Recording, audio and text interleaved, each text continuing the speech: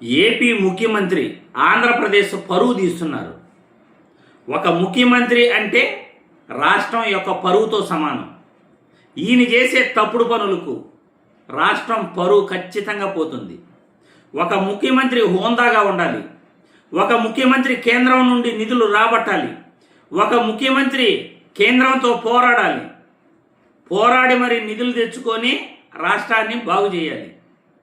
అది కూడా ఎన్డీఏ కూటమిలో భాగంగా ఉన్న తెలుగుదేశం పార్టీ ఈరోజు ఏపీ ముఖ్యమంత్రిగా చంద్రబాబు నాయుడు వంగి నమస్కారాలు పెడుతూ ఎందుకు అలా బెండ్ అయిపోతున్నాడు మోడీ గారి ముందు మాకైతే అసలు అర్థం కావట్లేదు అని జనాలు సోషల్ మీడియాలో నెటిజన్లు ట్రోల్ చేస్తున్నారు.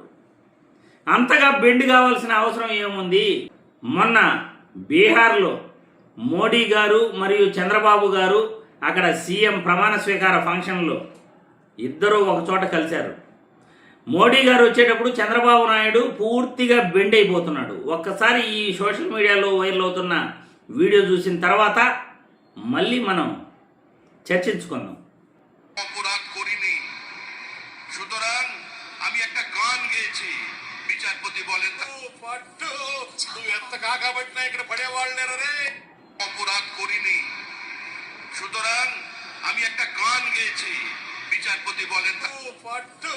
నువ్వు ఎంత కాకబట్టినా ఇక్కడ పడేవాళ్ళేరే. చూసారుగా, బీహార్ ముఖ్యమంత్రి ప్రమాణ స్వీకారం జరుగుతుండగా అక్కడ మోడీ గారు వచ్చినప్పుడు చంద్రబాబు నాయుడు గారు పూర్తిగా బెండ్ అయ్యి నమస్కారం చేస్తున్నారు. అంతగా బెండ్ అవ్వాల్సిన అవసరం ఏముంది? ఎన్డీఏ కూటమిలో మీరు భాగస్వాములు. మీరు లేకపోతే, మీ పార్టీ లేకపోతే ఎన్డీఏ కూటమే లేదు. అక్కడ కేంద్రం ప్రభుత్వంలో ఉండను కూడా ఉండలేదు. మీ భాగస్వామ్యంతోనే ముఖ్యంగా కేంద్రంలో ప్రభుత్వం నడుస్తూ ఉంది. అటువంటప్పుడు మీరు వంగి నమస్కారాలు ఎందుకు పెడుతున్నారు? అంటే కేసులకు భయపడి స్కిల్ స్కాములు మరియు ఇతరత్ర స్కాములు మీకు కేసులకు భయపడి మనం వంగి నమస్కారాలు పెట్టకపోతే మనల్ని అరెస్ట్ చేస్తారు అని చంద్రబాబు నాయుడు భయపడుతున్నాడా? ఇంకా ఓటుకు నోటు కేసు అలాగే ఉంది. స్కిల్ స్కామ్ కేసు అలాగే ఉంది. కొన్ని కేసులు కొట్టేయాలని ప్రయత్నిస్తే మళ్ళీ వాటిని ఎలా కొట్టేస్తారు అంటూ ప్రశ్నిస్తూ ఫిల్ వేస్తున్నారు కొంతమంది.